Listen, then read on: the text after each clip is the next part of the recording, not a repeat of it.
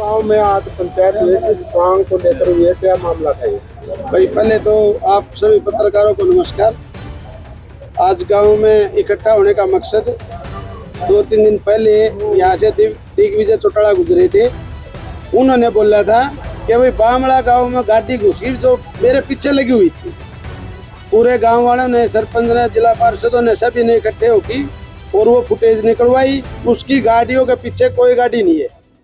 ये सरासर झूठ है। ना बामड़ा गांव में कोई गाड़ी घुसी। बामड़ा गांव इतना कमजोर नहीं है कि किसी के साथ गाड़ी लग रही हो और उसको बचाएगा नहीं, चाहे उसमें दिग्विजय होता चाहे कोई होता। बामड़ा गांव ऐसा गांव नहीं है, हर आदमी की मदद करता है। हमने पूरी तहकीकात करी है। पूरे गांव में कोई भी ऐसी स्थिगंध गाड़ी नहीं घुसी जिसमें के कोई हथियारबंद लोग हो, और उनकी गाड़ी रोड पर आराम से जा रही है। आप फुटेज देख लो, सारी आपको फुटेज दिखाते हैं, हमारे पास उनकी फुटेज भी है। तो ये सरासर झूठ बोलते हैं। तो ये झूठ बोलने का मकसद क्या है हमारे को तो इनका पता नहीं। ये कहाँ से आदत सीख ली इतनी झूठ बोलने की? क्या क्या हासिल करना चाहते हैं ऐसी बातें बोल के? हमारे गांव का क्यों नाम लिया गया बेमतलब में? हमारा गांव इतना कमजोर थोड़ी है कि कोई आदमी गांव से निकलेगा और उसको क्षतिगंध आदमी घेर लेंगे। हम उसकी पूरी मदद करेंगे। और वो रोकता गाड़ी, यहाँ फोटो देता हमारे को, भैया ये गाड़ियाँ, उन गाड़ियों को ढूंढते हैं और उसकी मदद करते हैं हम। अब दिक्कत क्या, परेशानी क्या गाँव को? परेशानी ये है कि हमारे गांव में ऐसी कोई हादसा नहीं हुआ। हमारे गांव को क्यों बदनाम करेंगे? बामड़ा गांव में घुस, बामड़ा गांव में जब कोई घुसा ही नहीं। आगे मांग क्या है? आगे मांग ये है भाई, आइंदा हम ये चाहते हैं कि हमारे गांव को बदनाम नहीं किया जाए। जो झूठ बोली है उसकी उन्हें माफी मांगनी चाहिए। अगर कहते कि गांव में पुलिस की बदनामी वाली चीज तो नहीं है इसमें। नहीं तो पुलिस घुस के तो बदनामी है। किसी के पीछे लग रहे थे, हथियारबंद आदमी थे, क्या बताओ पुलिस थी कौन थे? हमारे को पक्का थोड़ी पता, तो कुछ था ही नहीं।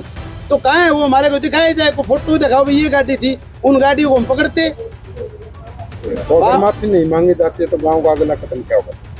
वो तो देखो, गांव का अगला कदम तो ये है भैया, उसको झूठ नहीं बोलना चाहिए। हम तो यही कह रहे। तो गांव वाले का इस बात से रोष है, उसका बहिष्कार करेंगे हम।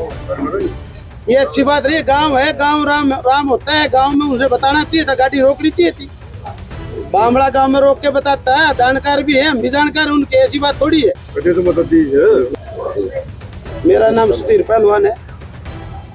क्या फैसला लिया? भाई मेरा नाम रूपेंद्र गरेवाल है, मैं जिला पार्षद हूँ, वार्ड नंबर 4, गांव मेरा बामड़ा।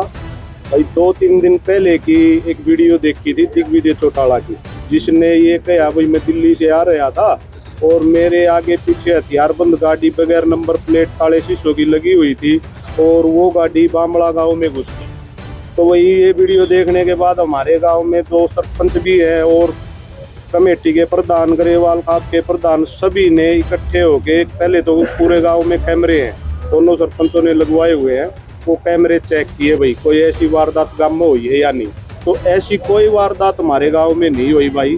दिग्विजय चौटाला झूठ बोल रहे हैं और हमारा गांव कोई कमजोर नहीं है। अगर कोई भी रोड पे जाता है, कहीं का भी हो, चाहे दूसरे स्टेट का हो, अगर उससे कोई भी परेशानी होती है हमारे गांव में तो हमारा गांव मदद करता है। लेकिन ये दिग्विजय चौटाला क्या चाहते हैं, क्यों हमारे गांव का नाम लेके झूठ बोल रहे हैं?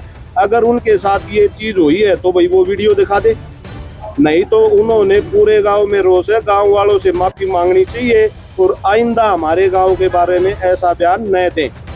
जब देखो बामड़ा गाँव तो पहले बंसी लाल जी के साथ भी रहा, ताऊ देवी लाल जी के भी साथ रहा, और भाई अब भी कांग्रेस के साथ भी है, बीजेपी के सारे तरह के हैं गांव में। तो लेकिन चाहे कोई भी नेता हो, किसी पार्टी का हो, भाई हमारे गांव को अगर वो बदनाम करेगा तो हमारा गांव उसके सख्त खिलाफ होगा।